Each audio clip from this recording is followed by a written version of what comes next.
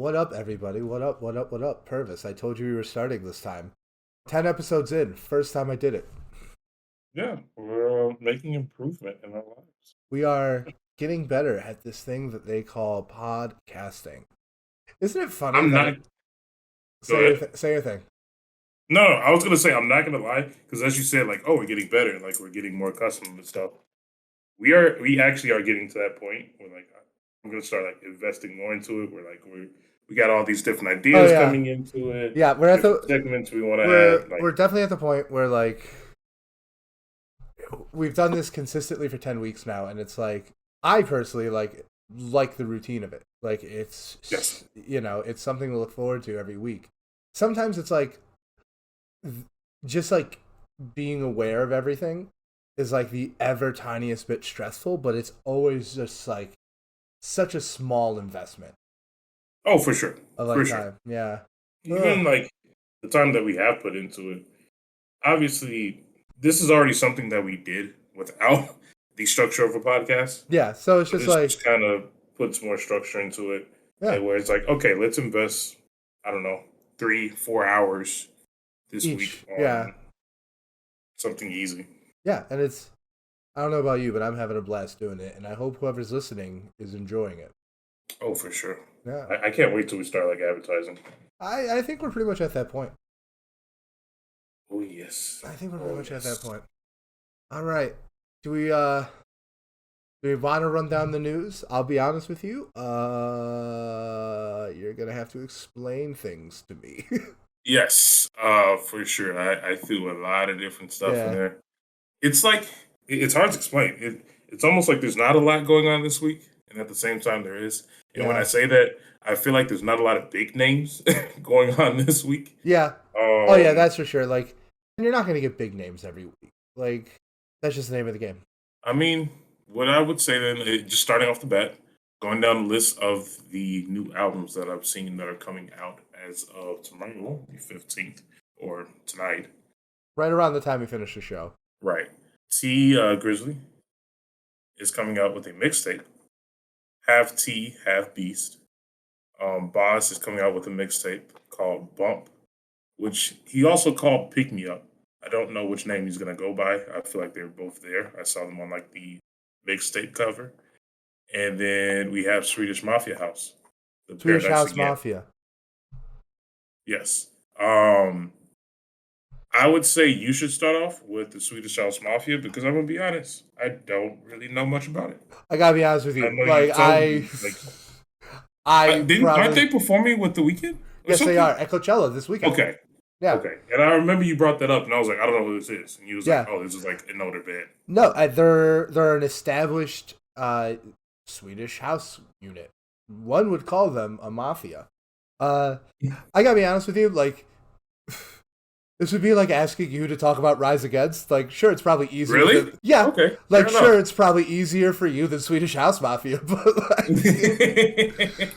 like, yeah, like I Okay. know that this is her first project in a very long time. I'm just gonna give me a hoozle. Give me a moment. That's what that means in my language. Yeah, Okay, creative director. yeah.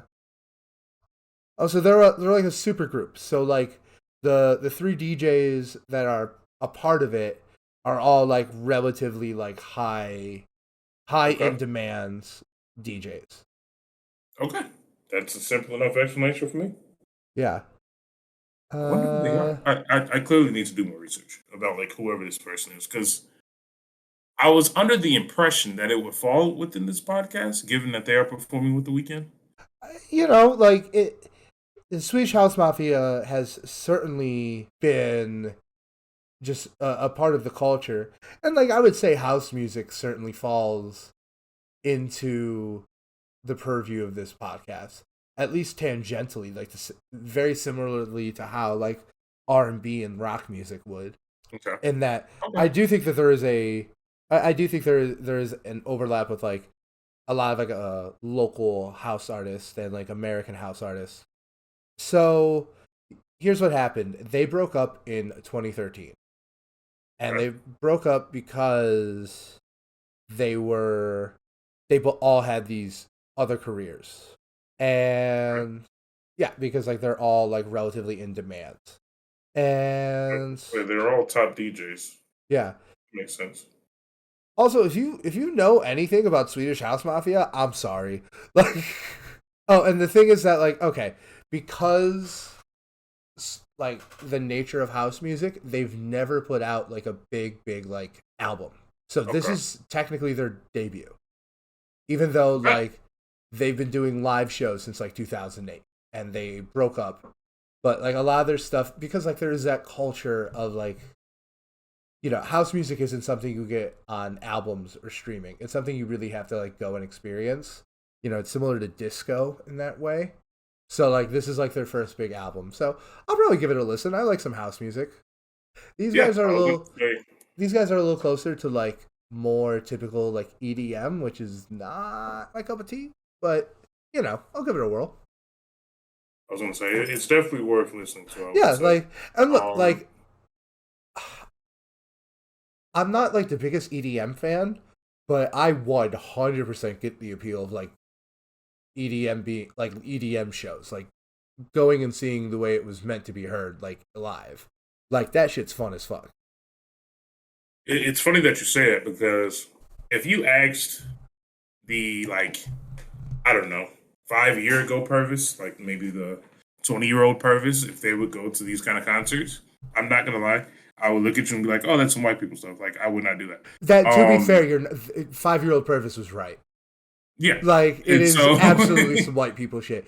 It's just 100%. white people have like seven good things, and I think electronic dance music might be one of the better ones. Like, They deserve this. Let's be yeah, honest. and it really Um, it's more like country music because like let's be real, people of color invented it, and now it's just dominated by white people. they can they can keep it. They can Thank keep you. Yeah. it. But now that I have matured and listened to some more music, I will say I will listen to a lot of more techno EDM. Like I don't even know the correct word for it, but I've listened to a lot more different kinds of music within that realm. And I'm not gonna lie, I can see myself at a concert, like full sweat, mosh pit, going crazy, listening to a beat that I cannot describe. Yeah. Well, yeah. I had a similar journey. I mean, I think I probably always had like the caveat of like, but being there in person and dancing and being like, fucked up and having fun. Like, I get that. Uh, but yeah, like, I think electronic music is the music that like now it's like a something I listen to a lot. I wouldn't listen to like what people describe as like EDM. A lot of the stuff I listen to is like more the worst people on the internet call it IDM because it's not meant to like dance. It's like more vibey. The best Okay. example of it is Kavinsky.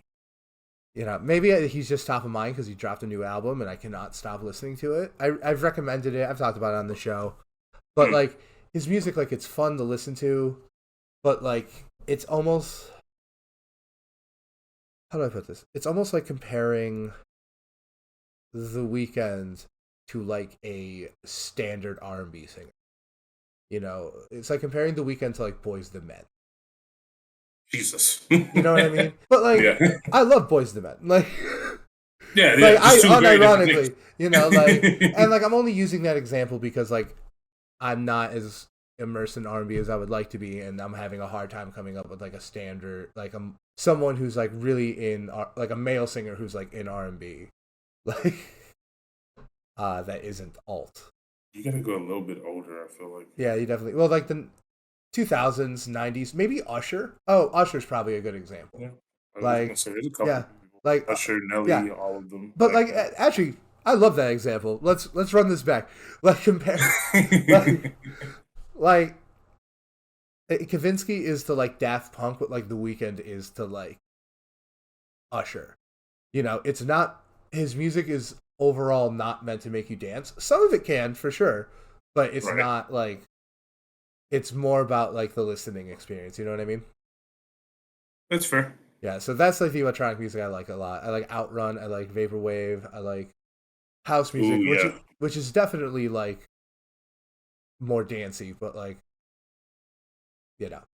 You spend a single night at like a shady place in the South Side of Chicago dancing to house music, and you'll have a fun time.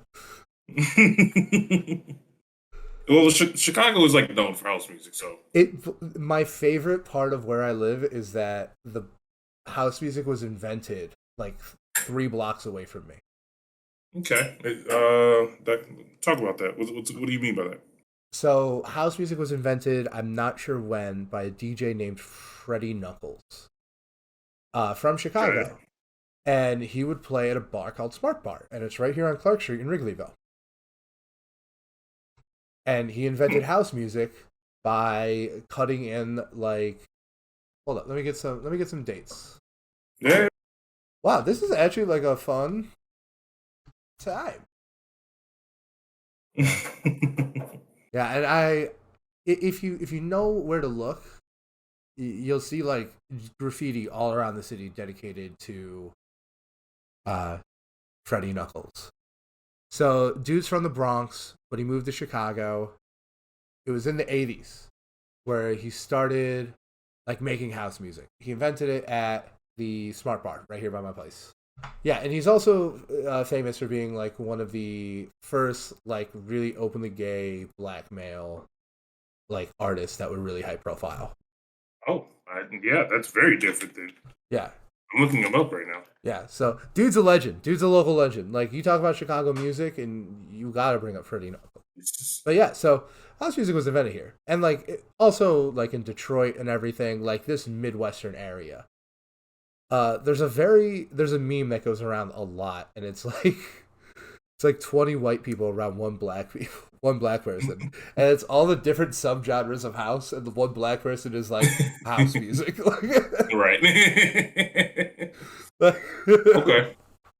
Okay, bet. yeah. So yeah, I mean, look, like Chance the Rapper has a bunch of songs that I think would be described as hip house. Yeah. Yeah. So Absolutely. He has yeah, plenty of songs like yeah. that. So I think Literally because of just footwork and stuff like that. yeah. Like, you don't really footwork like they used to. But back in my brother's like generation, Jesus Oh yeah, Christ. dude. They Like shit that's went all it off. was. That's what it was. That was literally what music was. That's what hanging out in Chicago was like in 2006. God. Now Yeah. people just shoot each other. I was about to say like, and then the footwork went away, and now and now we're the and horror now, story they sell on Fox News. and now we just shoot each other. It's lovely. Yeah. I love it. All right, Chicago. so this one album that's coming out is not hip hop. But still, worth a mention. No, absolutely worth a Jason. mention. Yeah, I mean, after this conversation, I'm 100% listening to this. No, yeah, that's pretty much. Yeah. I've already looked up Frankie. Yeah. Knuckles. Yeah, Frankie I've been Knuckles. doing my research here. Yeah. Oh yeah, and like the music he makes is not this. No, All right. it's funny that you said that. Like literally, because all I did was look up his name, and like he's in like Chicago LGBT Hall of Fame. Like it's all kinds of stuff. With like I had no idea who this person was. Yeah, dude.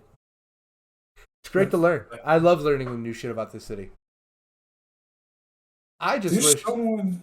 dude. It's kind of crazy when you think about how influential this city has been in like all different forms of music.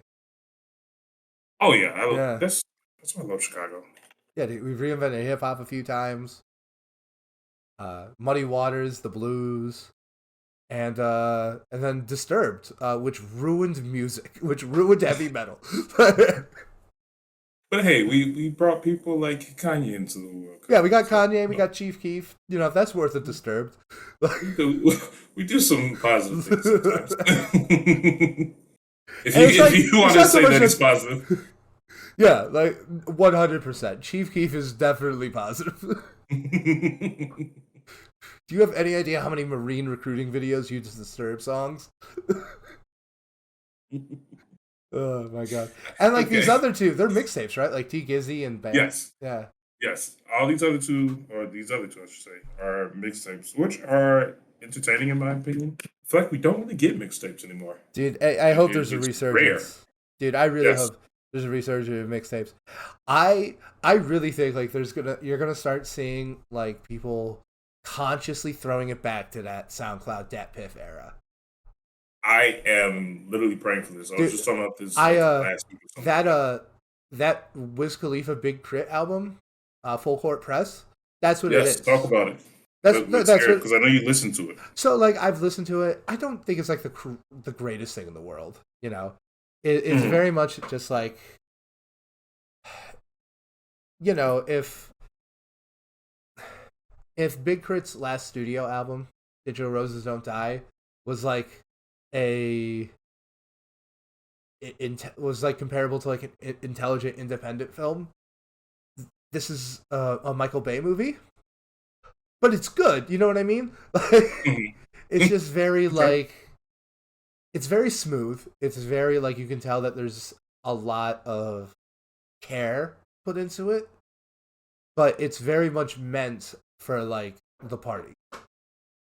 And I think Right. that's what I like about it is that like it has like that very party vibe, but it's not dumbed down. It's not anything. It is, you know, just as smooth as any Crit project, just as catchy as any Wiz project. And I do think Wiz is in top form on it. And Smoke Okay. DZA and Girl Talk are really, really quite good. Okay. I'm gonna have Yeah. to look into this because I talked about that last week. I feel like Wiz Khalifa fell off of me, and like I never really I got think to was dive deep I into him. think Wiz Khalifa has fallen off, but I think like I think he has slowly trickled out like music that was good enough to maintain like some serious fans. So I hope we see a redemption arc.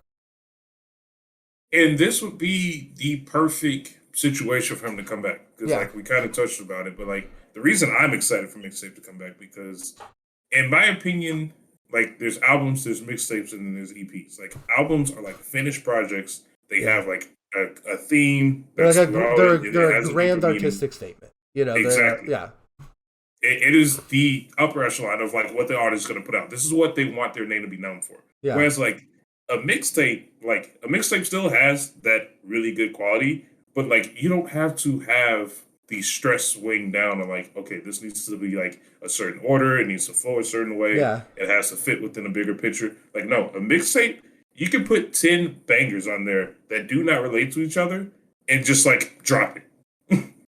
And I feel like that is a perfect situation for Wiz Khalifa to be like, all right, look, here's like 10 really good songs. They don't really flow together, but this can prove that I'm a really good yeah. artist.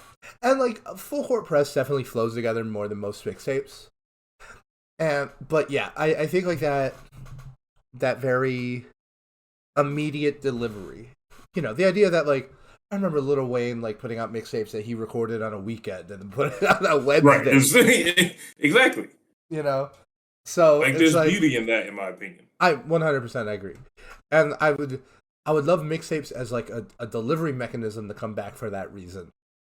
But I also when I'm talking about that because like Full Court Press, I mean it more harkens back to just like the attitude of 2010, of the late 2000s mixtapes, because like there's a long history of mixtapes. I don't think it particularly sounds like you know the mixtapes from the 90s or early 2000s or like the Lupe tapes. You know, I think it really harkens back to that specific time where Wiz Khalifa and Big Crit and both came from. Yeah. I'll just say that's where they're operating. So who better to bring in that sound? So I think you're gonna start seeing more and more and more of that. Hey, I'm all in. Yeah, I'm all in. Mixtapes are they have my vote. yeah, yeah. If you're a rapper and you're listening to this, hello. Also, do Yeah. mixtapes. Don't. Like, Okay. Bet.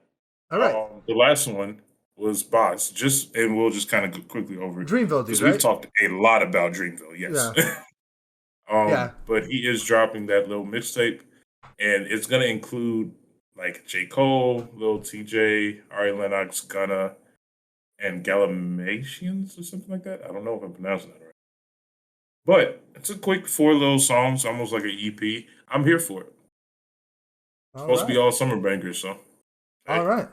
Yo, I'll have Dreamville's on a to. run. Dreamville is on a run, It's on an insane run. but like, and I promise I won't quote Anthony Fantano often, but he made a really good point, like in his review of the Dreamville project, where it was like when Dreamville like started being Dreamville, it was like like you wanted the root for it because of J. Cole, but like on compared to like Good Music or TDE at the time in 2012, right?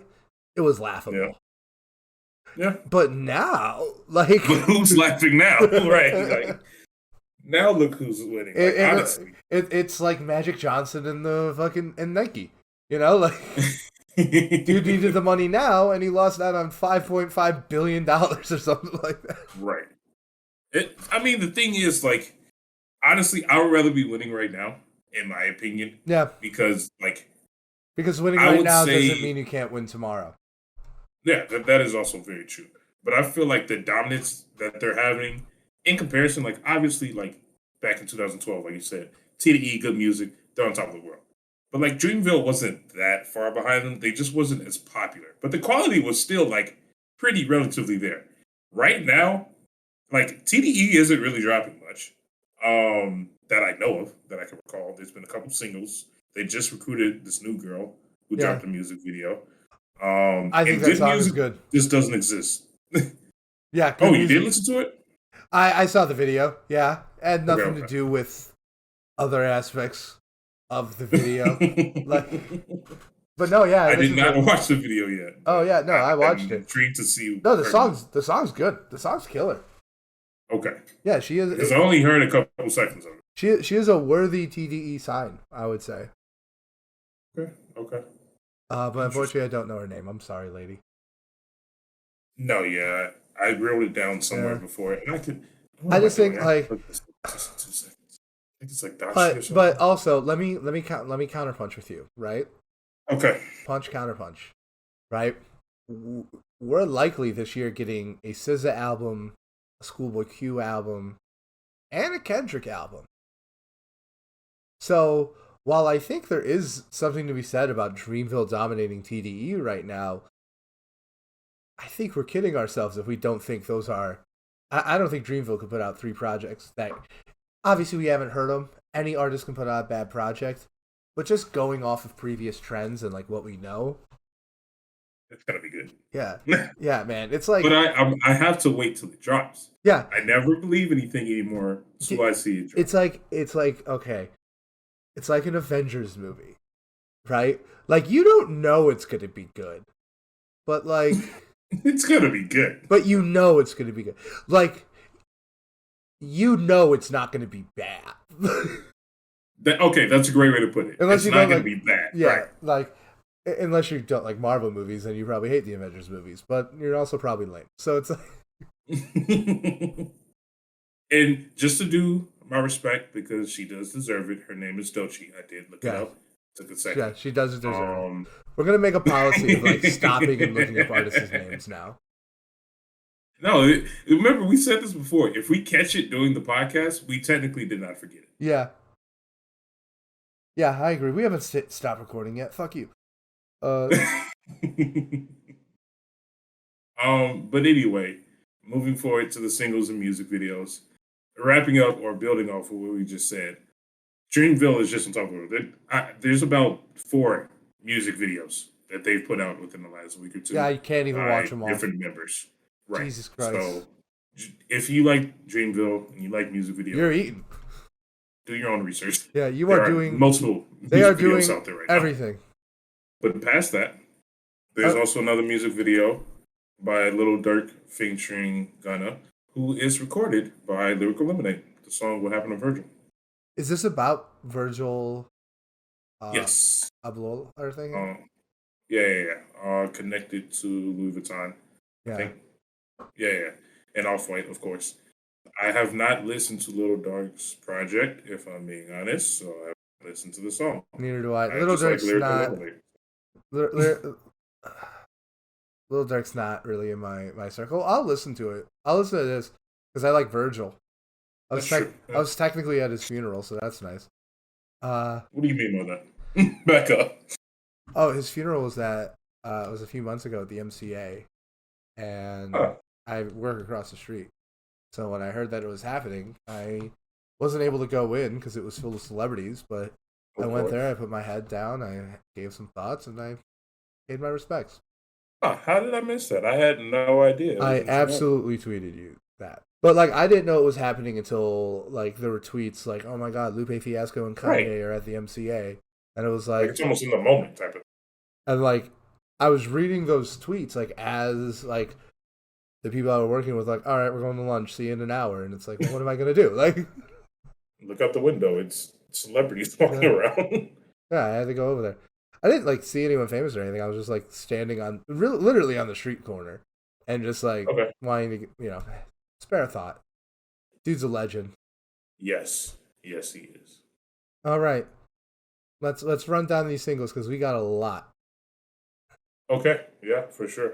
What are all these no name founds? Is it just like these artists are teasing singles? Yes, yes. So they've been tweeting about it and they've been teasing singles. Gucci Mane has been talking about dropping another single. Oh my God, dude's Brother on the fire. Friend. Yeah, yeah, yeah. He's on. Oh, I and wouldn't say on top of the world. your favorite rapper, 6ix9ine. Nope, don't even do this. I'm not doing this.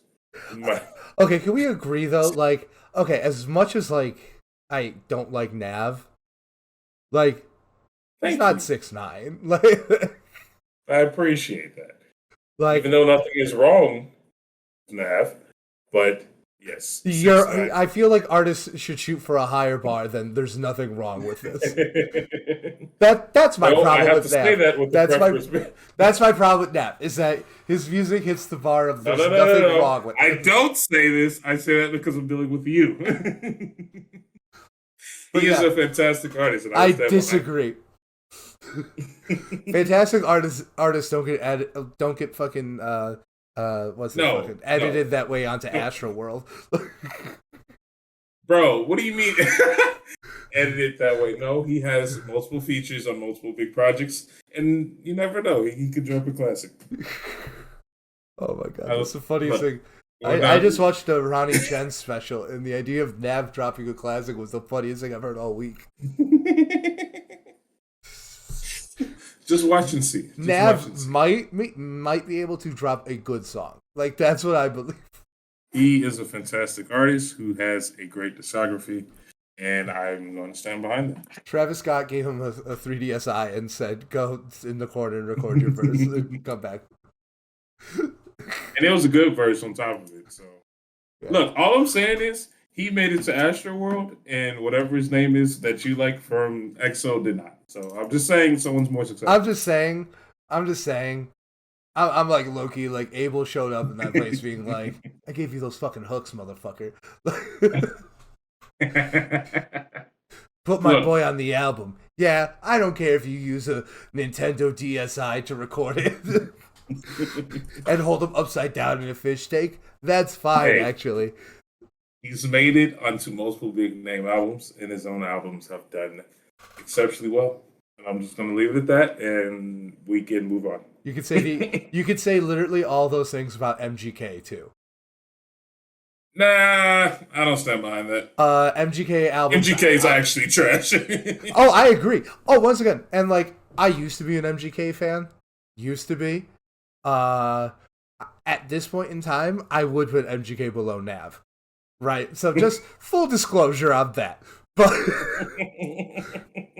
But like I just want to point out, like you could say those exact same things about MGK. All of he put out 4 hip hop albums. They were all in the top 10. Like, yeah, but top 10 stuff, I don't care about those ratings. They're all just advertisement.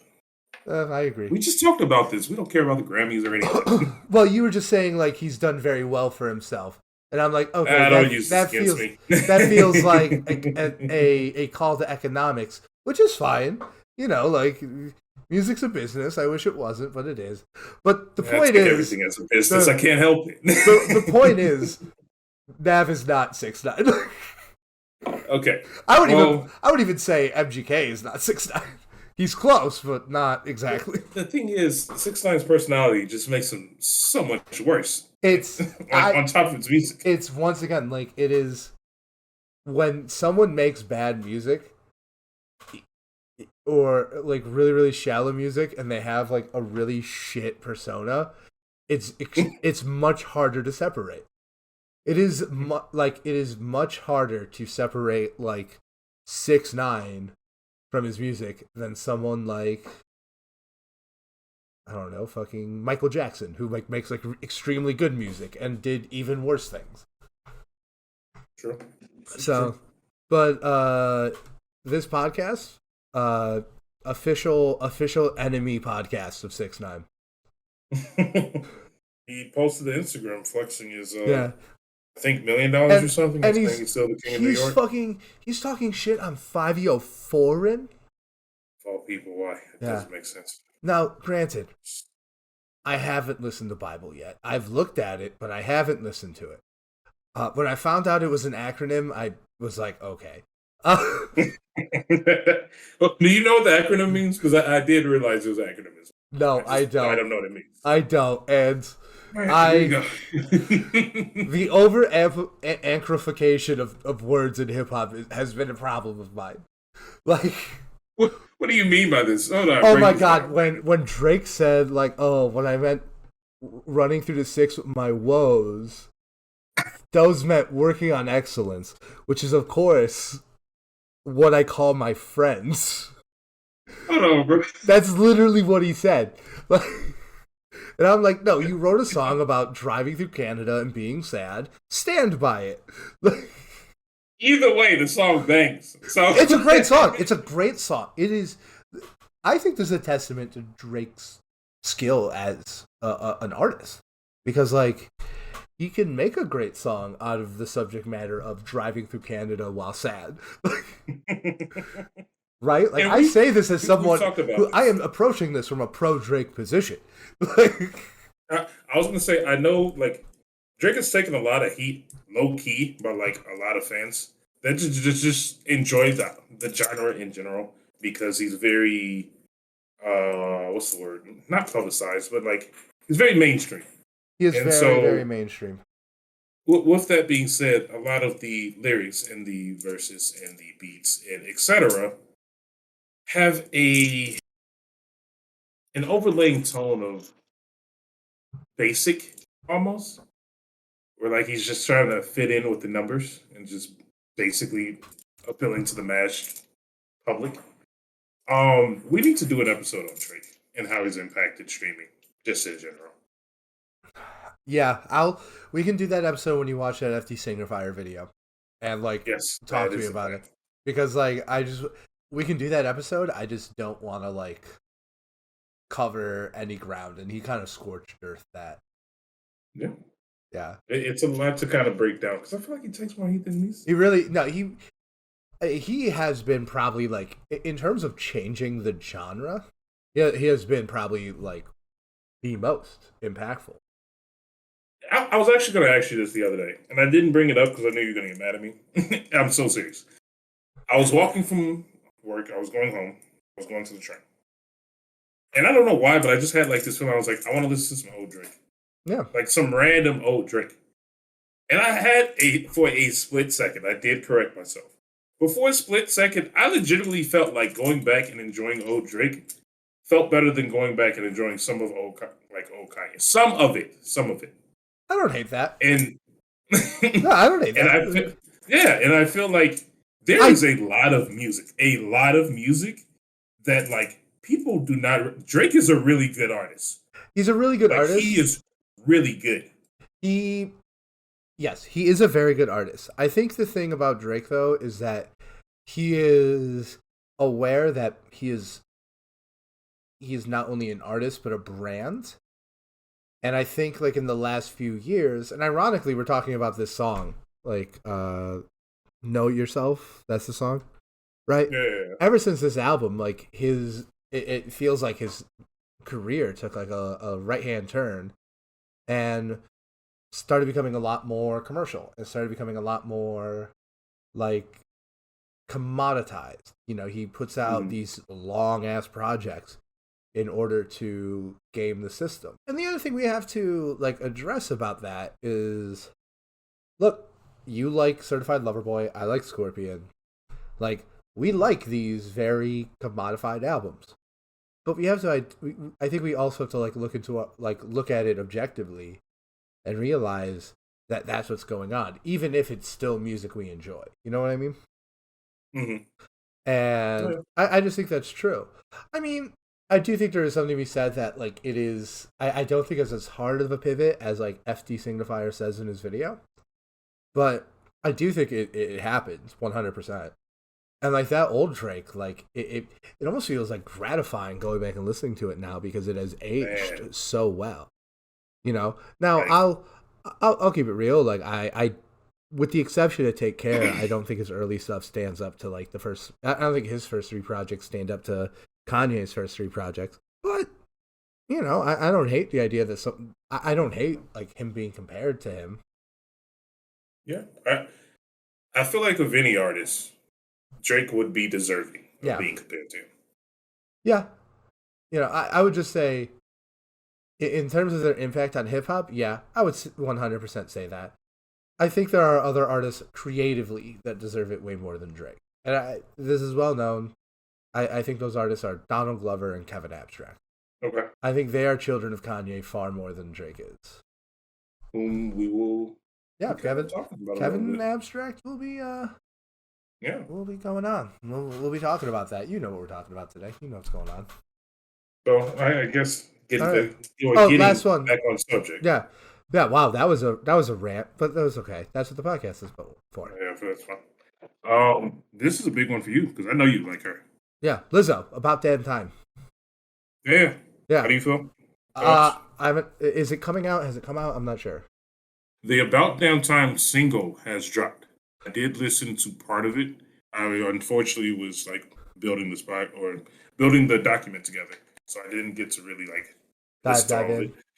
Yeah, but really poppy beat. I liked it so far. What I Yeah, did here, I feel like we haven't had Lizzo in what years? yeah. She hasn't dropped an album in a long time, but her last album, like, it blew up years after it came out. Cause Hmm. I Love You, which I think is an incredible album. Like, yeah, you're right. I'm a big Lizzo fan. You know, one of my close friends, the person who actually got me my job at the company I work at, yeah, she's a plus size black woman, and she was at a Lizzo Hmm. show early in her career, like before "Cause I Love You" blew up, and she got invited to dance on stage with Lizzo. So like, That's pretty dope. yeah, so like, part of me will Oh yeah. always have love it, no matter what Lizzo does creatively.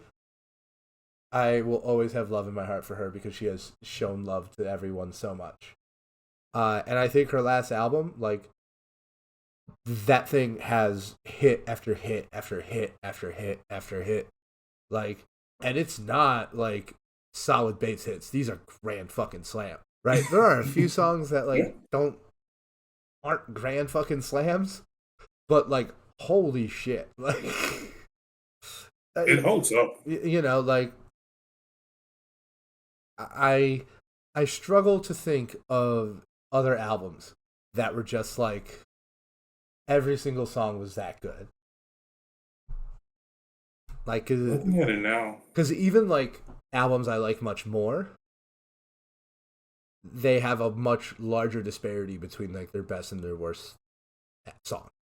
It's just, you know, this one is it's every single song is like a 10 out of 10, but it's just not very conceptual.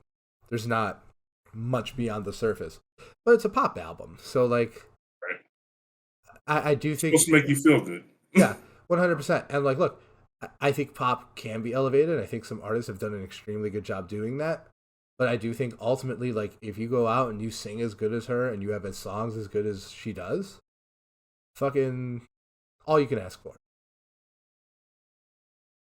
Sorry, I'm now sitting here thinking about do I know any pop albums that are conceptual? Oh, And Lady like I know they Gaga's. exist, obviously, Yeah. but like Lady Gaga is like the queen of like conceptual pop albums. yeah, I'm not gonna lie, I don't listen to Lady Gaga. So Oh, there's one you and so I don't know. definitely have listened to. Lemonade. Oh, pop. No, yeah, okay. Lemonade is Take definitely back my pop. statement. I know Yeah, like take back people my statement. I know people have like tried to retcon Beyonce as like, oh, adult urban contemporary or some bullshit. She's a pop star and one of the best ones to ever exist. Like,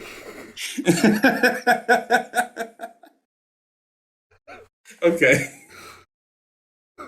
this is my opinion. Like, Beyonce is not some other thing. She is a Oh pop man. star and one of the greatest.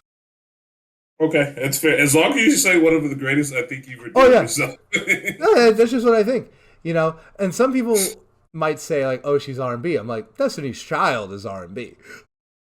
Beyonce It, is a pop it's star. just Beyonce's one of those few people that like she just goes beyond a single genre. I feel like, but I do know what you mean. Like if you had to put a title on her, I would definitely say pop. What would you call Michael Jackson? He was literally known as the king of pop, not the king of The king rock, of not the pop. king of anything else, the king This of is pop. true. This Yeah, is so true. like that's what I call her, and I say fucking wear that badge with honor because you are quite literally probably the best female pop star of all time.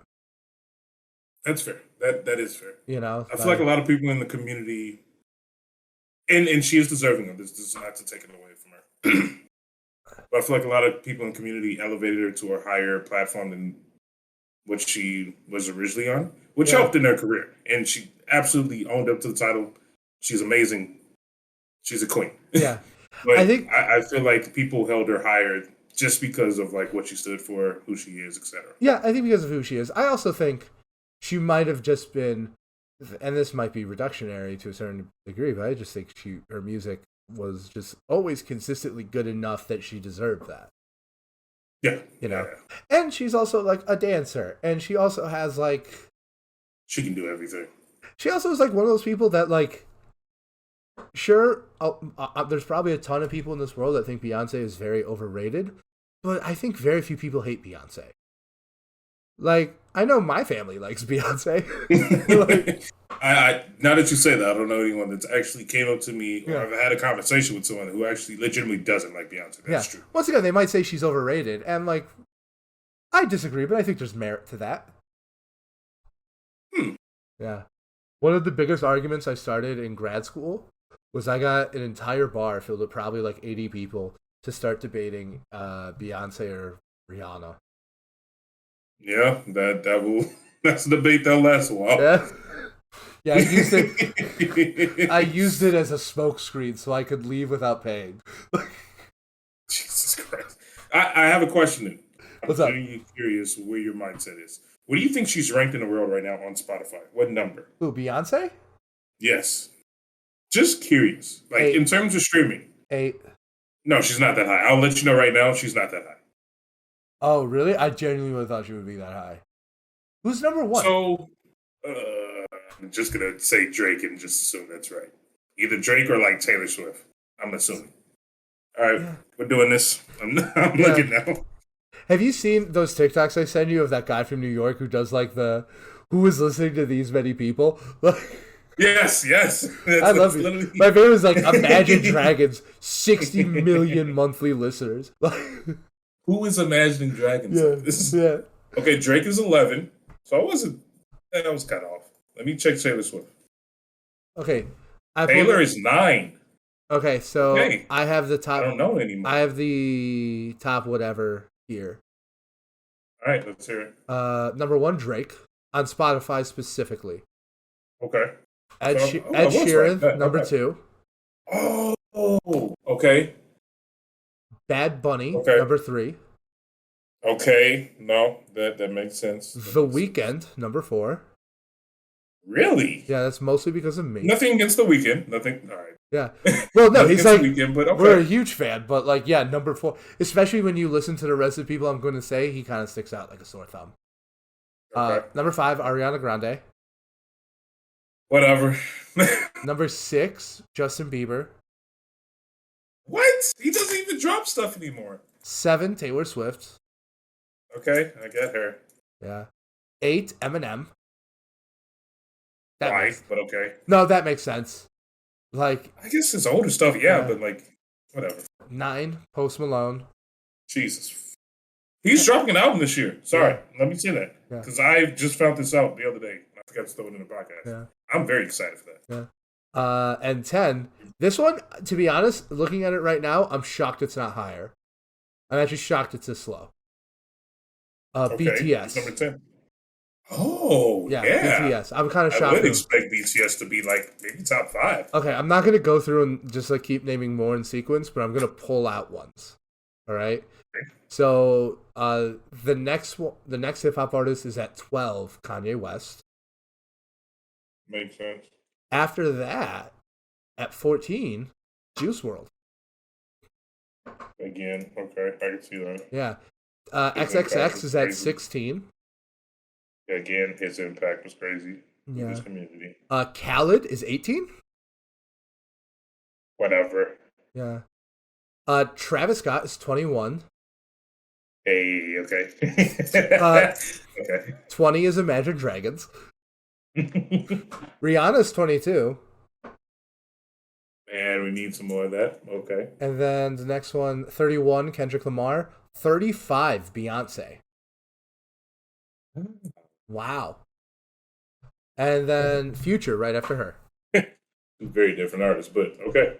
And then at 39, and this is going to be the last one. I'm going to close this, otherwise I'll keep going. J. Cole.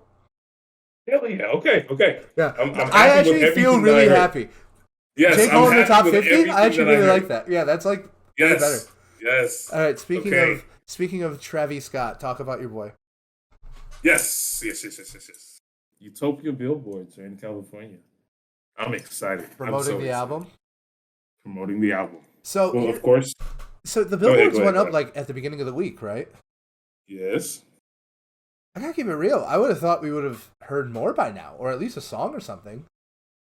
The only thing that I know, and this is a theory that I've seen on the internet, the billboards. I think there's 4 different billboards. It's basically saying, "Hey, you're going the wrong direction. Utopia is back that way." Yeah. With that being said, all of the billboards are leading in the opposite direction of how you get to Coachella.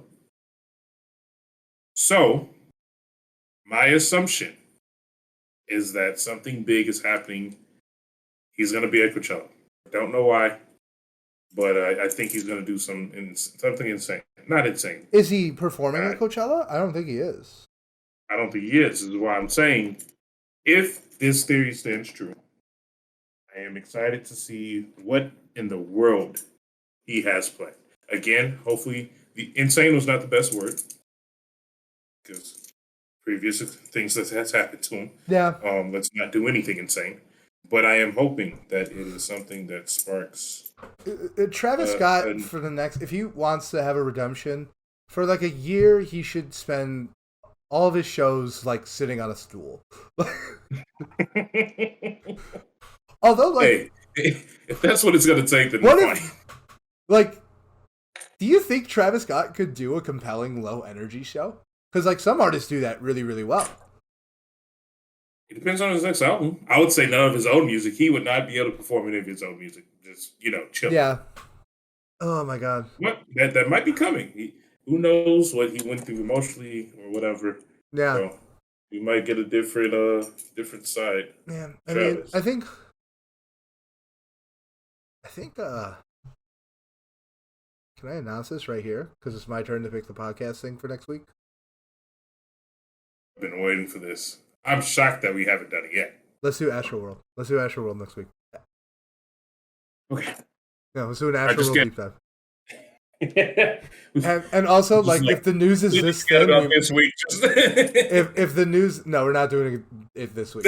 But if the news is this thin next week, we might skip the news. Like, no, honestly, yeah, it's a lot to cover. Yeah, because there's a lot to cover. Because I think we'll probably definitely talk about the album and the events. His career. How convenient that they share a name.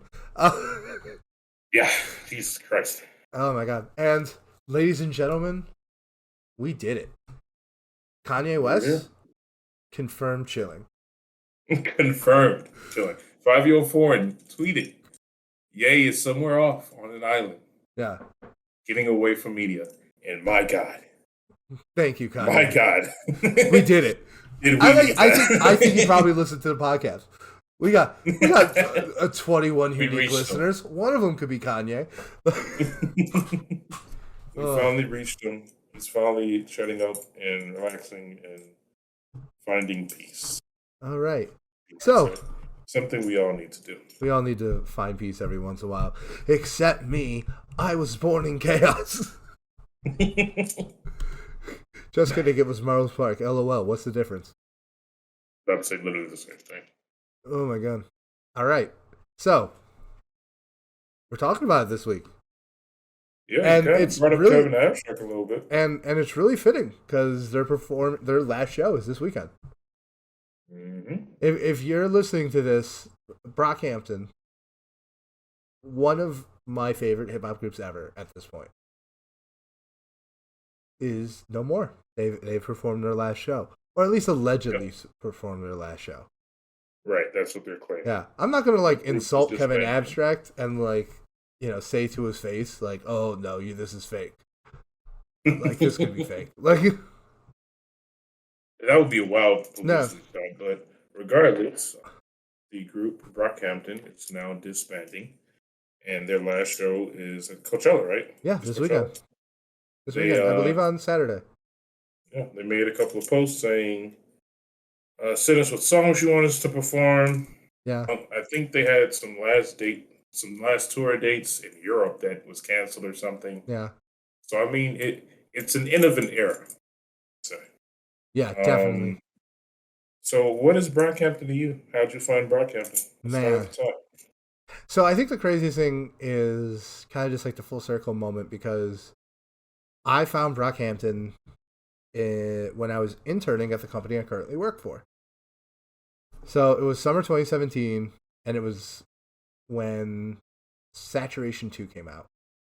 And there was this person I worked with. She was super cool, and she just had her finger on the pulse of music, and she was constantly talking about Brockhampton.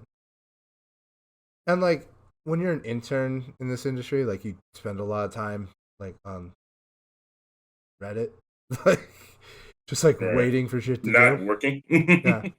So and like pretty much most people on any given time at FCB have headphones in, right? So I listen to music a lot during the day. And I was just like, all right, I'll check these guys out. Brockhampton. Who's Brock? Who's Hampton?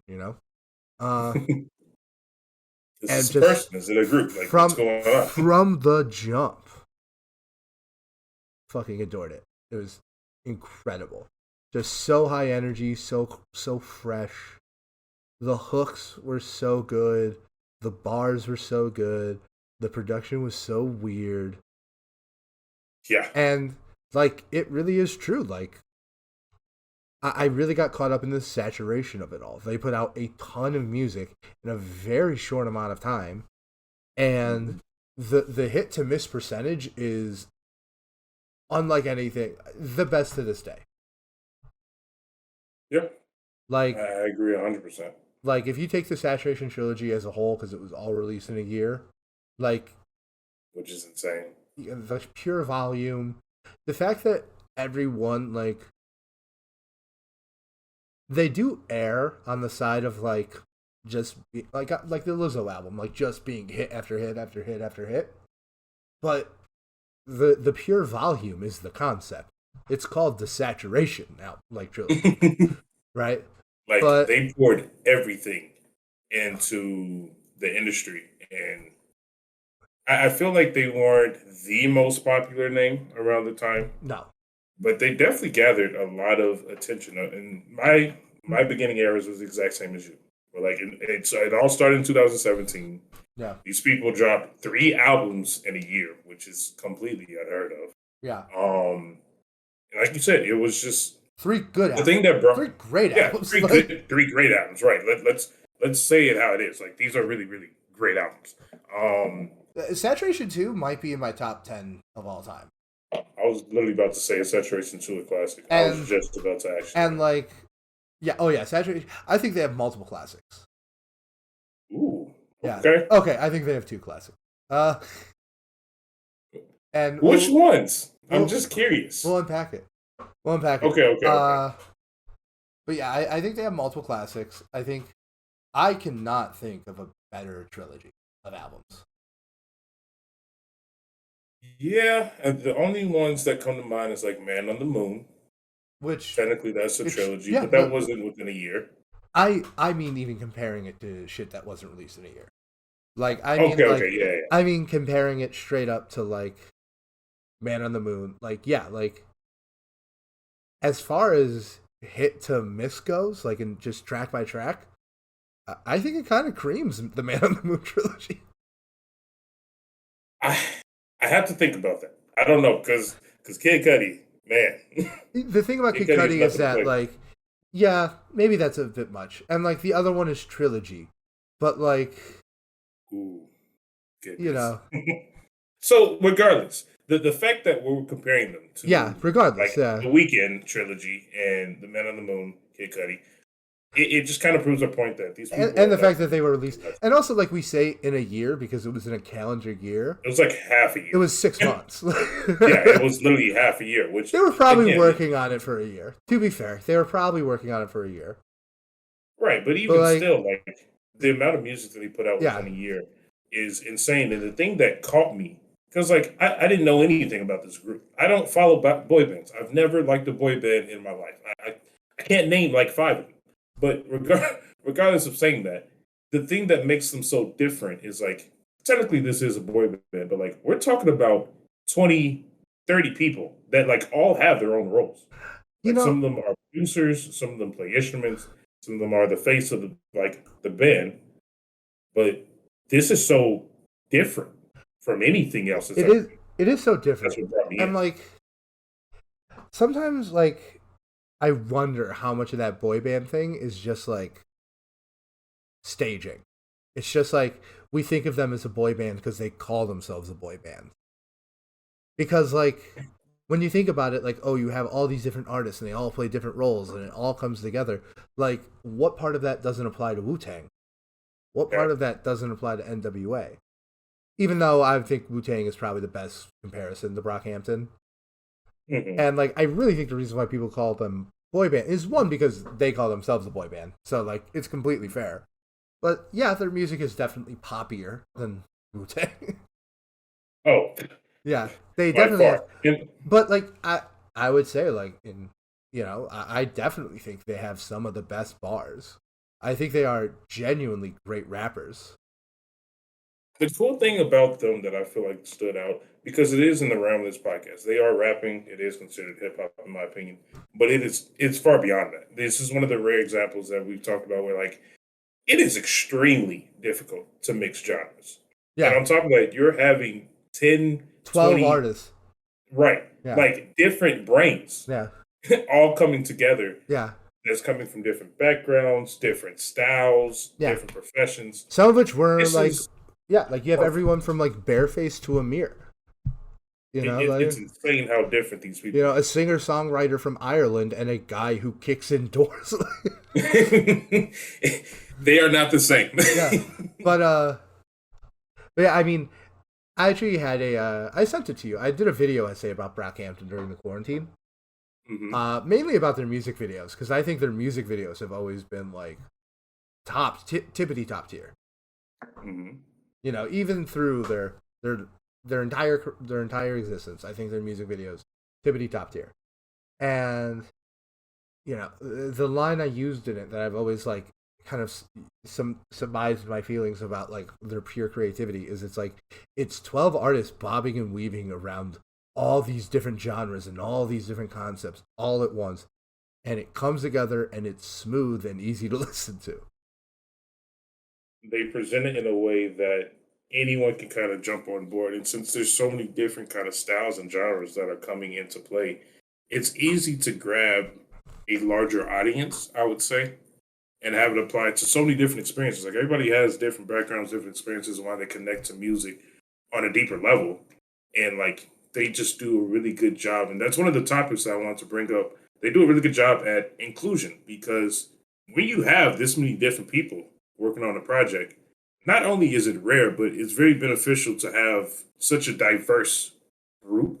You have people like white, Hispanic, like black, like in terms of race, you have different sexual orientations. Some of them are gay, some of them are straight. Like the fact that they can Some cover of them are so from many different topics, countries.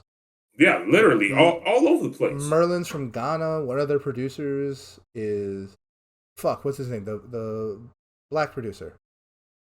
Hold on, let me take a look. Yeah, Because again, we're talking about 20 names here. Bareface is from Ireland.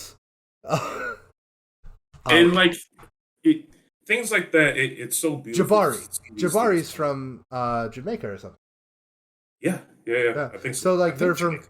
yeah. And also, I I love the story of how they met. Like that is, I think, one of the most endearing stories in all of hip hop. Like Okay, so they you want to just, break that down? well, have you heard of To the?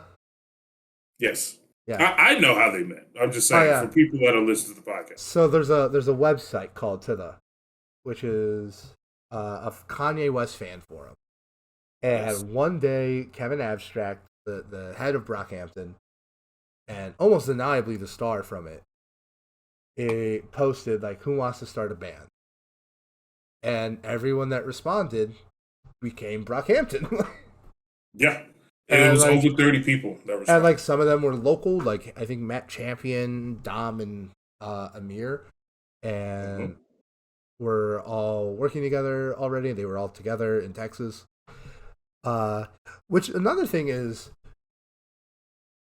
I think with hip hop you get a lot of like very regional sound. Anyone who knows anything can tell, West Coast to East Coast and Midwest hip hop like within 16 bars. These guys, I say almost instantly. un uncategorizable, And I think that's and what they, brought me into it. yeah, and like it's weird to think that they're like they're from like not only the same state but like relatively close to like Travis Scott and like, like all these other like more aggressive Texas rappers, and they're And and here comes what I was this going to boy say, band. on top of like what you just said, it's very interesting because another thing that sets them apart, they don't really have any features. They don't have any really guest appearances that I know of. They have a Like, few on their last two albums. right, but it's very, very limited. It's very very limited. Yeah, And yeah. so I they're mean, very like in in a the group. in Like the it's not Saturation really trilogy, I don't spreading think out. there's any. No, not at all. Yeah, It's just the people within the group, and yeah, I feel like they don't need it. And that's rare. They really yeah. didn't need any help. They didn't need any extra different styles coming in because there's so much being played into it. It reminded me of almost the vault. Like this is why I made the vault. The Yeah, vault, I have all of my music in it, all different genres. Like I could just press shuffle, go for days, like yeah, weeks. I'm pretty sure at this point. yeah, That's the beauty of Brockhampton. yeah. Oh, I love that comparison you just made. Like you can get a little bit of everything, and it's all going to be quality. Yeah, yeah, and their sound is just so diverse. Like you can hear two Brockhampton songs, and they sound radically different. I was to say and not know that they are the same Yeah. people. Oh, you could think you're listening to a different artist because you probably are. And like, Because you probably are right. yeah, and like something, I think that's interesting because I agree with the objective fact that that they didn't do a lot of features, but they did in their, because they have 6 albums. I think like the easiest way to like think about it is there's the Saturation trilogy and the Post Amir trilogy, Yes. and in the Post Amir trilogy you have some big name features, right? You have Jaden Smith and Iridescence, which huge name, but it's a very subtle feature. You don't really notice it. So it feels like he's almost in Brockhampton. Yeah, not to mention the fact that his latest album stole a bunch of their sounds. Yeah, this. Uh, and then on Ginger, you had Slow Thigh. Like there was an entire song that was just Slow Thigh, and that was something I kind of like wanted them to explore more. Was the idea of like maybe Brockhampton becomes like a platform for other artists to come do weird shit that they couldn't do. That's one. Yeah, that's one way to think Yeah, about it. man, I didn't consider that. I remember seeing Dom and Kevin Abstract interacting with LP on Twitter, and I was like, collab right now. Please. I need to break my windows. Do it now. Because they could do it. That's what would They happen. will give you the motivation. Yeah. And we've seen it. That's another really dope thing I think that we personally connect to these artists and why we wanted to go over it. Yeah, We've been to what, 2, 3 shows? we went to 2 shows, and another Yeah. thing is that we bonded over the fact that we both loved Brockhampton early in our friendship Yes. because we And met in so 2017, and that was the thing to talk about. yeah, it was perfectly lined up with our friendship, which makes sense. So it kind of sucks to see them breaking apart. Yeah, But what we did experience through the time period is one of a kind. Their shows are very different. They know how to perform, which Yeah. is amazing. Their shows are where they get their boy bands kind of cred Yes. from. I still remember that was so dope. Dude. But so yeah, do you want to take a minute and talk about the shows? Yes, because I thought they were sure. really interesting experiences. The first one, I was going to say they're two very different experiences. Two very different experiences because, like, the first one, I feel like we didn't get to interact with like quote unquote Brockhampton fans because Purvis broke his leg before the show. I tore my ACL and playing we walk in with crutches to the Aragon Ballroom here in Chicago. Cheap and tip. God bless that. Cheap tip. We'll show up to a show in crutches. Like, it's pretty great. Yeah, it's worth it. They put you on the balcony. They put us on the balcony, dude. Our own, like, not private, but like only for people on the balcony. Private. Yeah. Yeah. No, like the bar behind us that we got to buy shit from. Yep. We got our own bar. We had a perfect view of the stage. We got to view everybody on the like general admissions area. Yeah. And we got to meet a couple of the members. Yes. Yeah, we met HK and Roberto. Yep. Yeah. There's a picture of us and it says that we are the unpaid nobodies. We were using that name all the way back then. Yeah, I was about to say this was years ago. Yeah. But it was great to just be able to. That was the Iridescence tour, correct? I believe so, yeah. It was right after Saturation. Yeah. With that being said, though, I had a very different experience with the second show. Yeah. Well, tell me about your experiences with the second show. Actually, no, let me go first. Because I think my favorite experience, because it's one of my favorite experiences from any show ever, is the original bill said that the opener was supposed to be Slow Thigh, who is someone we like, right? Yeah. We like Slow Thigh. Yep, I was going to bring this up. And also, I don't think there was an opener the first time we went. No, I don't believe so. Yeah, I don't believe there was. Recall one at least. Yeah. But the opener for them was not Slow Thigh, it was 100 Gex. And look, Jesus Christ. Get people like 100 Gex, but no, I don't. Stop liking 100 Gex. Dude, this was the weirdest fucking thing I've ever seen. Like, and there was no words to wrap it up. We were like aghast. We were pointing at the stage, like, what is going on? Like, we were actually concerned. Like, but at that moment, it became clear what I was seeing at this show.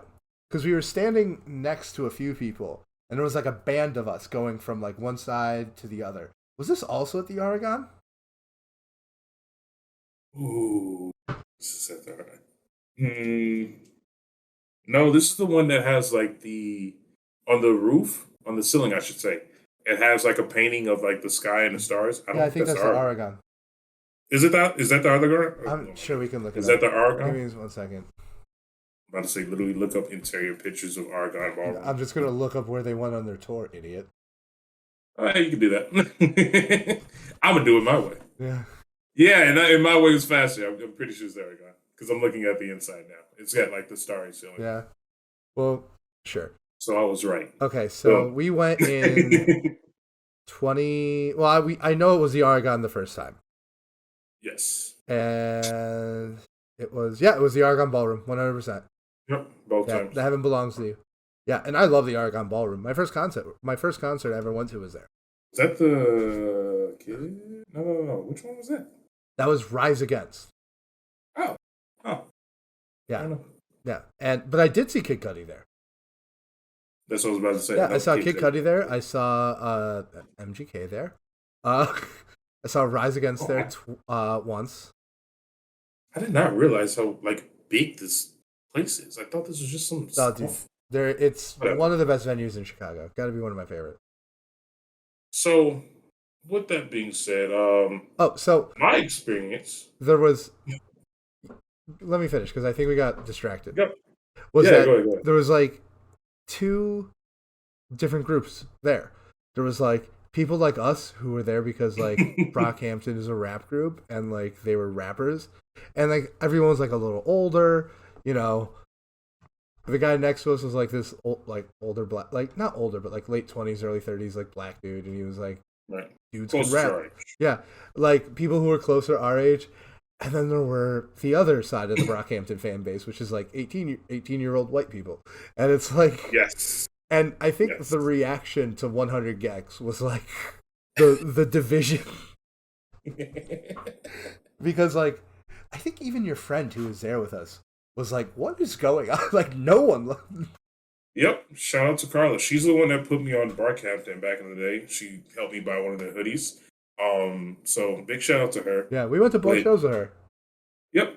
And man, the experience was very different because you saw how they developed as a group. And the second time I saw them, the fan base had changed. So I'm glad you brought it up. There were basically two different groups. So, And go ahead.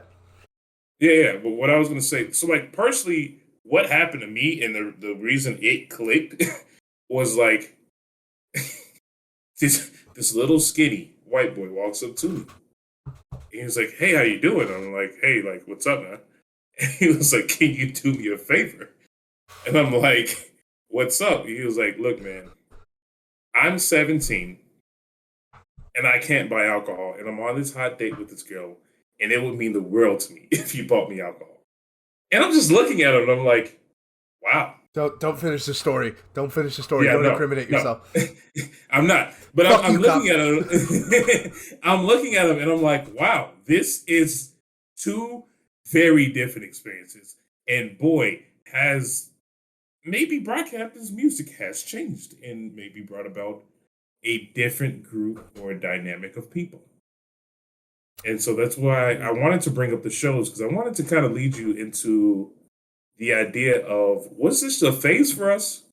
It was not a phase for me. And the other thing is that while I agreed there was definitely major changes in Brockhampton's like entire output through their career, I just don't think that their later music got them that crowd.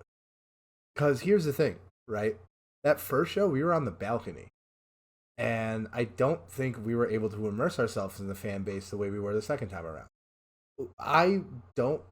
I think there's a really good chance that the fan base would have looked much more similar. I think they were probably the same. There was probably the same phenomenon going on. That's what I think. I think there was Yeah, always. maybe we just had a blinding. I think there was experience the first time. always a division in the Brockhampton fan base between people who like them for hip hop and people who like them for pop.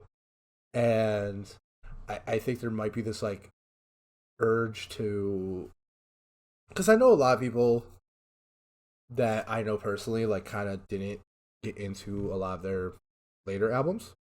And I think that's fair. They're certainly very different than the Saturation trilogy. But I think to say that like they got them that teeny bopper fan base, I think is kind of silly.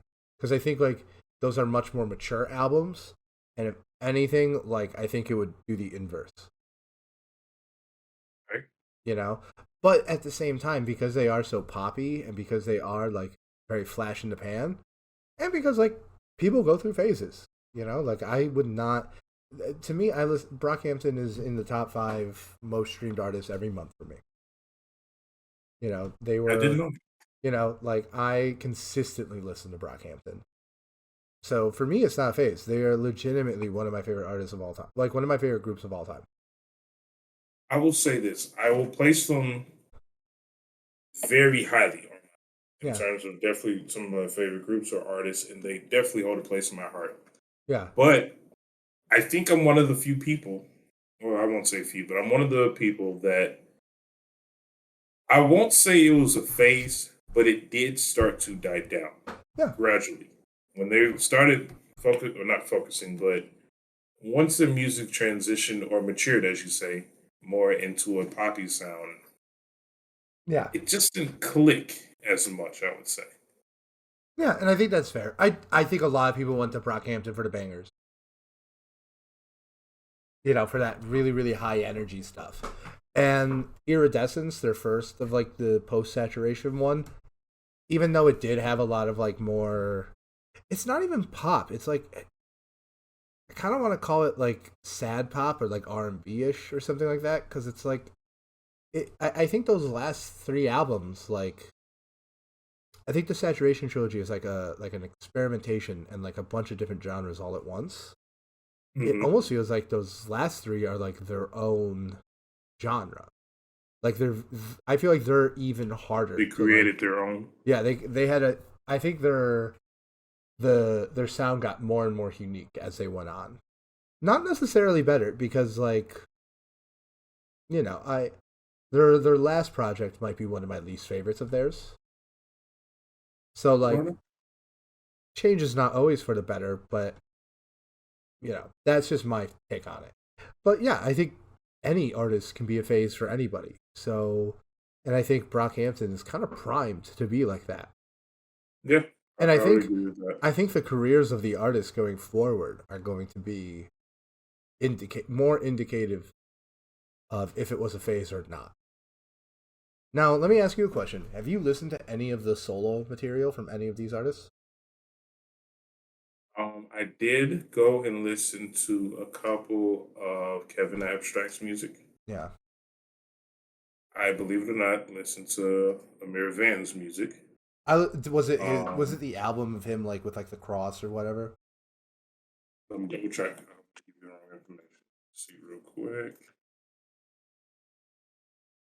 I think it was his EP. Yeah, he put out like an EP or something. Yeah, yeah. So I have gone and listened to their individual works. Um, unfortunately, I think only some of them can kind of make it on their own. Yeah.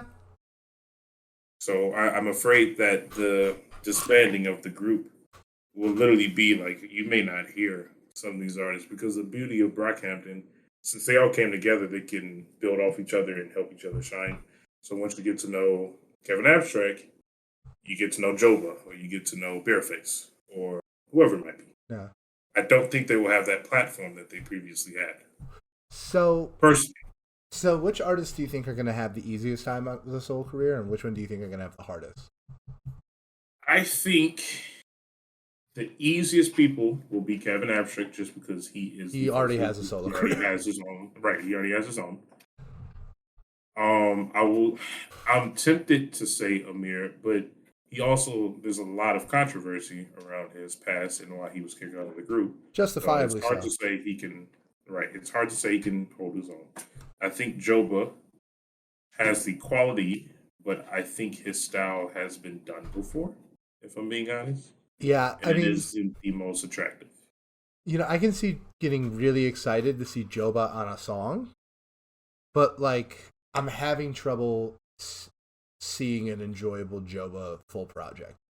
Right. Okay. And that's And exactly. even though he's one of my favorites of the group, I feel the same way about Matt Champion. Yep. Mm-hmm. Uh, he might be my favorite in the group now that I think about it. But yeah, even though I've heard some of his early solo stuff, I feel like they all have stuff that they did before Brockhampton. I think Kevin Abstract was the only one that had like established projects. Mm-hmm. And like I listened to a couple of Matt Champion songs, and he has a couple songs that I listen to on repeat, like in my vault. But not, I don't I know didn't if even he. know he had music My individually. If I'm only being honest. thing is you're gonna hate me for saying this, but like I think he's someone who can do like the G Easy thing, like the young heartthrob who's a rapper, like extremely well. Matt Champion. I don't know. And you're right. I don't like Yeah, it. like you're not gonna like it because I know you don't like G Easy. I don't like G Easy either, but I'm just saying like I think he could He fill that. deserves so much more. Yeah, But yes, he could fill that role. I think he could fill that role and elevate it in a way that no one else who has filled that role has done before. That's what I meant.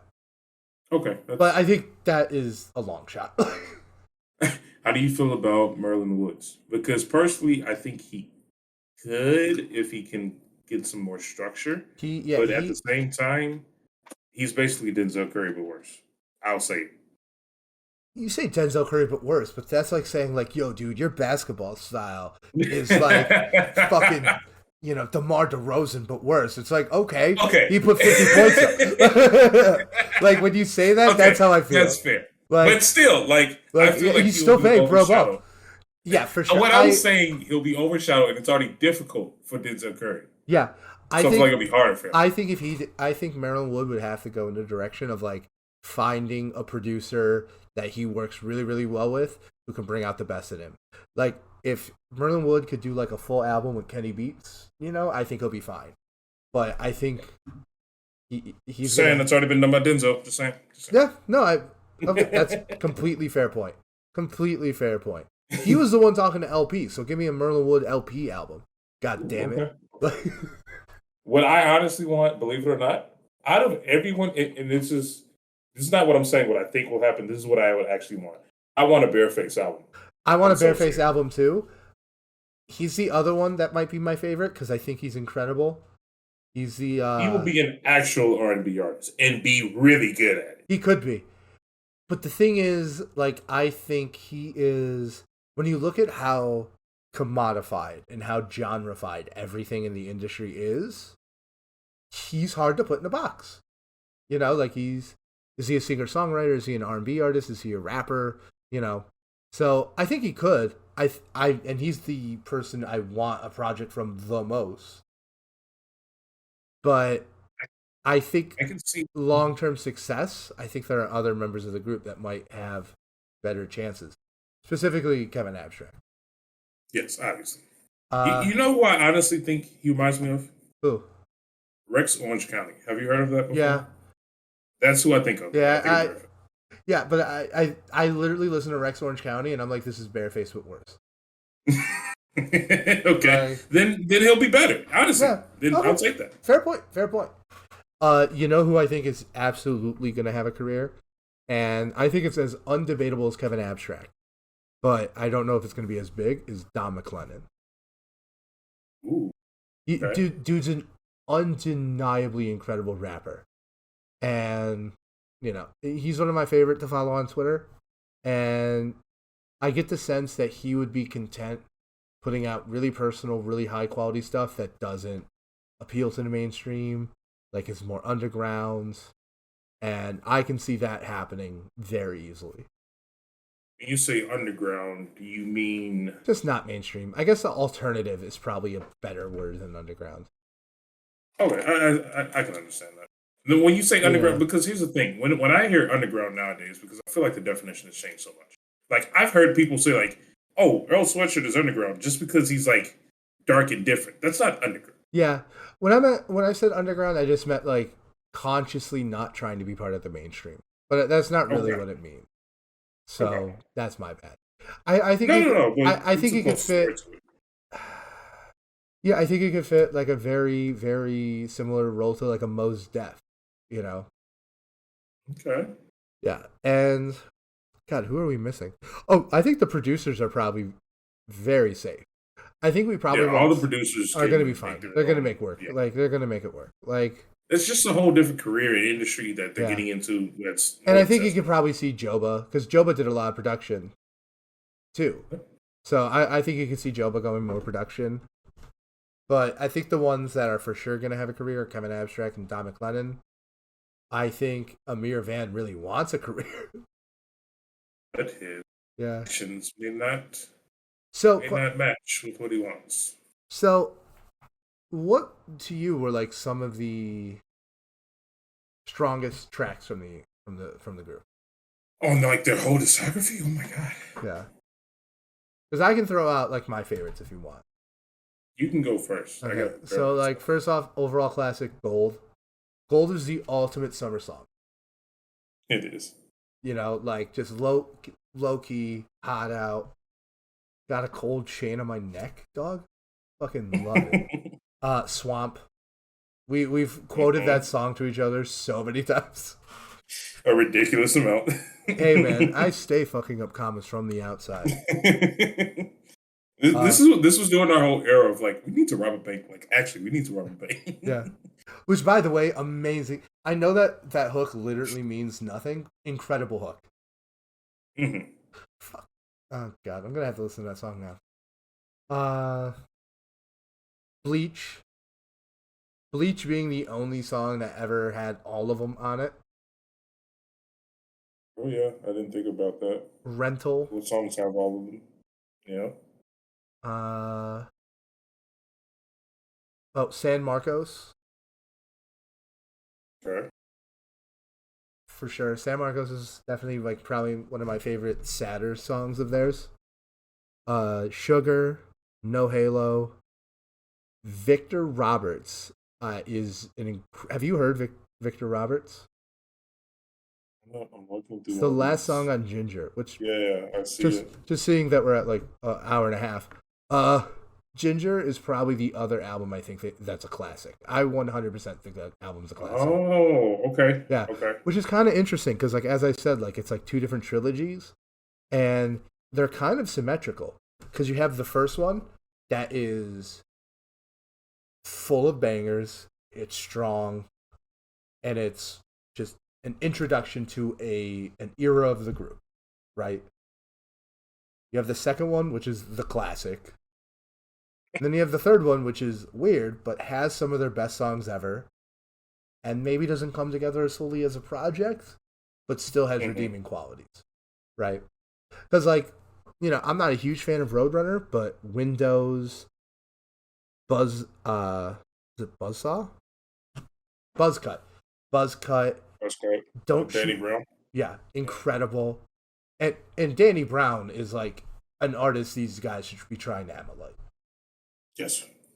You know, Just a perfect amount of weird. just the perfect amount of like who they should be trying to be. Uh and then Don't Shoot Up the Party is like one of their best songs. And I it's have to like listen and to it's like new wow, stuff. I didn't think Brockhampton would make the best protest out like the best protest song since This Is America, but they fucking did it. Like but Yeah. I think something that is clear like when you look at it is that something in the band broke when Amir left. Yes. And like Like a lot. And from they even expressed it. yeah. Well, yeah, there's Dearly Departed, which has like the most incredible verse of all time. And yeah, I think like that pain left to them to make like debatably their best album, Ginger. But it was also, I feel like, the direction they went into, once again, very good, but not sustainable, as we can see. Yeah. It forced them to change their style and their message. It That's exactly what happened. You know. They couldn't be the fun group anymore because they had all this pain from it. Because like Yeah. when you hear about it, like what Amir Van did is really, really fucked up. you know? Because I remember they were going to release Puppy, the album, Yeah. and everything kind of went down. God. They are second only to Kanye in albums that didn't come out. Yeah. I'm trying to refresh my memory because I know he did a couple things that was bad. And I'm going down a very dark tunnel, and I don't plan on discussing all the details Yeah. um, within the podcast just because it's very dark. Yeah. It's Okay. So the sexual abuse stuff. Okay. yeah. Well, that's the worst of it, but there's more. There's a lot more. Yeah. So like And I could not understand more why they made that decision. right. Even as a group, they kind of hold some responsibility of rectifying the situation, I guess you could say. Yeah, I agree. Which Especially again, because which like changed the message. they hold themselves to a high standard, right? Like Very high. they are an anti-racist, anti-abuse. Like they are like very, and that stuff's in their music. And And we've talked about it previously in the podcast. Like the beautiful thing of them being diverse is that it's all about inclusion. yeah, They speak on a lot of topics about drug abuse, women abuse. Like there's very sensitive yeah. things Not to mention that they cover sexuality. because exactly that they cover that they need to express and kind of be a front runner for. Yeah, You know? and I think like, which I guess makes it kind of obvious that they would eventually talk about gun violence. Now that you say that. Yeah. Uh, but man, can I say something? Okay. I'm heartbroken that this group is no more. This is Yeah, it's tough. legitimately one of my Saturdays of my life. Do you But think there's a chance they would come back together? 100%. I don't want to bank on it because I feel like that's almost disrespectful to like the band members because they are being very definitive, right? Hmm. But let's be honest, like Brockhampton, even when Brockhampton is going good, like there's a lot of chaotic energy. and chaos can mean a lot of different things. I mean, I think at one point Kevin said that this Coachella show wasn't going to happen, and now it is. Yeah, it's happening. Yeah. You're So right. yeah, things change. So I don't think it's crazy to think about like, oh, Brockhampton. I also think it's possible that they come back and they have like a slightly different lineup. You know, maybe they do Interesting. another Brockhampton project and Slowfi's on it. Maybe they do another Brockhampton project and Dua Lipa's on it. Who knows? Probably Say not. They'll maybe probably change. stick with the boy band thing. Right. And they might even rebrand themselves. They've done it before. They've renamed themselves more than once. So Yeah, but to be fair, they were much smaller when they changed their name. that's true. Yeah, so I think if they ever come back, they'll be Brockhampton again. But I think they can come back with a new lineup. But it breaks my heart, man. This is one of my favorite groups. Like, probably the defining artist in my late 20s. Like, yeah, because I was 25 when I started listening to them. And I turned 30 next month. So it's like, So you in know, place for a while. it felt, and it felt like Brockhampton kept me youthful. That's really what it felt like. But their music lives on forever. Yeah. You know, and it's not like any of That them, I do agree with. yeah. And And at least even their like, smaller stuff, yeah, like technical difficulties that came out, oh like yeah, people don't really even know what that is. But yeah, like oh yeah, all that of that stuff's stuff that they're extremely good. releasing on Twitch, They really good even songs. released all those teaser singles, you know, Hmm. like 1998, all the ones that have like the fucking weird ass titles. Dude, I can't wait to make this podcast. I'm so not this podcast, this playlist. I'm not gonna lie. Yeah, no, this is gonna be if there It's was gonna be a really easy if there's playlist. any artist that is like really primed to like to play listification, it's Brockhampton. Like, We're gonna cut it off. Let's do 20 songs. Let's kind of limit yeah, ourselves we'll do 20 to the songs, best 10 songs. We'll each. do Yeah, 20 songs. our 10 favorite songs, and we're gonna try to get every project. Yeah. Yeah, We'll but yeah, make that man, in. we're I mean, if anything changes on Brockhampton, this is only the beginning of our show, so we'll be bringing it up. But man, I miss them already. Yeah. All right, Who knows? Keep our head up. yeah, all right. You want to do your recommendations? For sure. I can start it off. Yes. The first one I want to do is Her Side Story by Goldlink, and I know you remember that. This song is I cannot this believe you song is just did so that. good. No, Don't tell me this is one of yours. Don't tell me that. it's not this song, Okay. Jesus. but I was gonna recommend Crew. Are you gonna do Crew? Yeah, Oh, Gold bro. Link and Brett Fias. Dude, I've been listening. It's on Masters. Two bangers. Dude, that is the party song of like my late 20s. Like, Yeah, both of them are just Dude. really, really good. dude, Brett Fias needs to do more hooks, man. I think he's supposed to drop something this year, but again, that it's all he said. He said June, and I feel like I know he's been around for a little bit, but I feel like he's still new enough that like I don't know like how reliable he is. From what at least that I do know, he doesn't really. I haven't known him to cancel any projects or be delayed by some Yeah, crazy amount. and So Fuck the World was such a good project. And like I do find it funny that like this song, someone a buddy of mine, Daniel Goldberg, shout out Daniel. He's almost certainly going to be someone who listens to this podcast when we start advertising. When he showed me the song, he was like, "Oh, I love Gold Link," and I do like Gold Link. Like, I'll be real. Like, I know a lot of people hate on Gold Link because he just said some whack shit, but I don't. I like Gold Link. I'm here for it, honestly. Yeah. And he showed me this, and I'm like, man, Brent Fias, and he's like, oh yeah, and I'm like, but Brent Fias, and like, literally, like the next day, I went and listened to Sanderson. And like Sanderson took like a year or so. It really wasn't until after Fuck the World came out and like captured my heart that I was able to go back and really love Sanderson. But man, I think that's how I found him, if I'm being honest. And I had a heavy phase listening to that.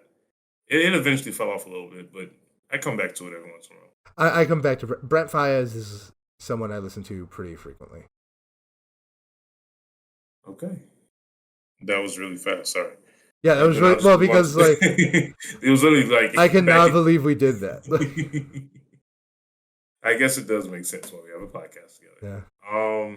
My second song would be "Lemon" by, well, I don't know how they go about it. I'm just gonna say "Nerd," which is Oh yeah, the, NERD.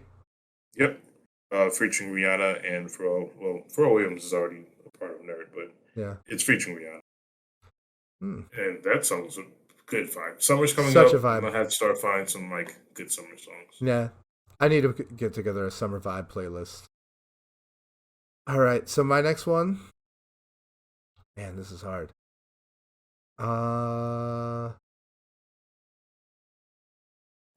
so I've been diving back into the original trilogy, the Weekends trilogy, because they have Okay. the original mixing and the masters of it on Tidal, and I Oh have yeah, yeah, yeah. I and know. I have Yeah, yeah. re-fallen in love with the song "The Morning." Oh, okay, okay. Yeah, uh, excellent guitar work, such a smooth song, absolutely incredible. I mean, I told you I recently went through a phase because I think I told you maybe a couple months ago that I had never really sat down and listened to the trilogy front to back, and I know Can't you're believe mad it. at me. I hate that. I hate that about you. But I did do it. I did do Good. it.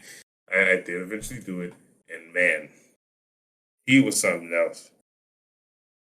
I don't know how he did it. I really don't. Sorry, I'm pulling up what I've been listening to. I want to get something actually like different that people haven't heard. Yeah. Listen to a lot of mainstream to recently. Maybe if we can cut this out so it doesn't matter, actually. Actually, no. Yeah. What I'll do for my third song is actually not a rap song. This is, I don't know what. Oh, no, no. This was in a YouTube video. When I first found out the song, I was going through my heavy lo fi phase where I would literally just go to school, do homework, and sleep. And that was on repeat. And the song Homemade by Matthew Charm is really, really good. It's one of my favorite lo-fi songs to date. It gets you in a really good vibe. I'll put you on. Okay. Okay, send that to me. Because I also want to do a song that's not hip hop, right? Okay. But I'm going in a different direction because this week I've been really getting back to like my rock and metal roots. And I think my the interesting thing is like, oh my god, like I really do still like this music and it's been like glorious going back to a lot of it and like even going back to bands I liked at one point and like listening to stuff I haven't heard before and being like, holy shit, I love this still. That being said, my biggest reaction to this is like, yeah, hip hop and R&B are my bread and butter. Like this is for sure like the music I am mostly invested in because when we were talking about EDM and everything, and it's like, yeah, like I've matured and I'm definitely more into that genre. Like I've never been into like what you would call like the extreme genres of punk and metal, right? Screamo, death metal, black metal, shit like that. So this week I'm like, oh, should I go back and try listen to that stuff because I, have matured on all this other things? Nope, still don't like it. Not my thing. But I did go back. I listened to a band I used to really like called Avenged Sevenfold. They actually have like weirdly like religious roots. I think they were at one point a Christian rock band, which is crazy because like when I met them, they had an album that had a lot of religious overtones, but they were very much doing like the Motley Crue party boy like thing. But I recently listened to their song "Hail to the King," which was like a throwback to like the Metallica's Black Album, and you know how much I love Metallica, and it's like, holy shit, this is like listening to the Black Album all over again.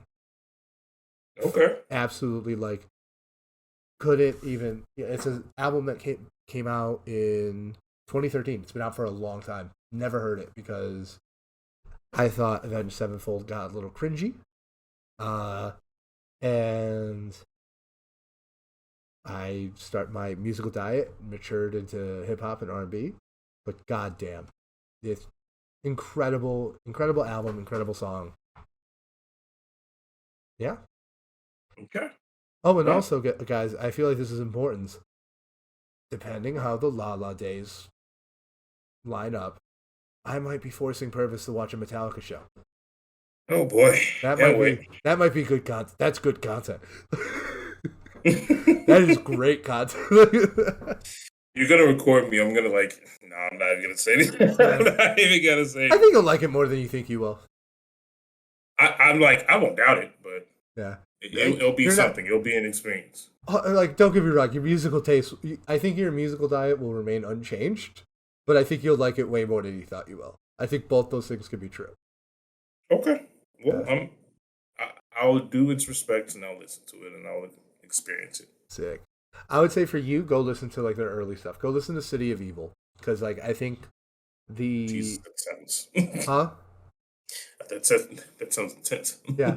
Well, it's the one that has more religious overtones. All right, fair enough. Yeah, there's a good song called "The Beast and the Harlot." I think you might like a lot. Okay. All right, guys. Well, there's one thing before we actually break off because I just opened up Twitter, Brandon. What happened? And something's trending. Oh no! Let me. You may not actually be able to guess this one. It's not that insane, but it has nothing to do with Kanye. Let me just say that from the jump. Apparently, A$AP Rocky had cheated on Rihanna, and they're splitting up. God, text Jeff. Tell me he has a chance. I'm not telling anyone they have a chance. I need every chance that I can get. This is the bag secured. How does he fumble this? She is pregnant. I don't know, man. Oh my God. Well, I guess Drake's gonna slide in. All right, let me stop. All right. This has been week 10. Young perv fun. I don't know how we made it. We made it, but we're here. And you know what? God damn it, we'll be back next week. And every week going forward. And there's nothing you can do to stop us, cops.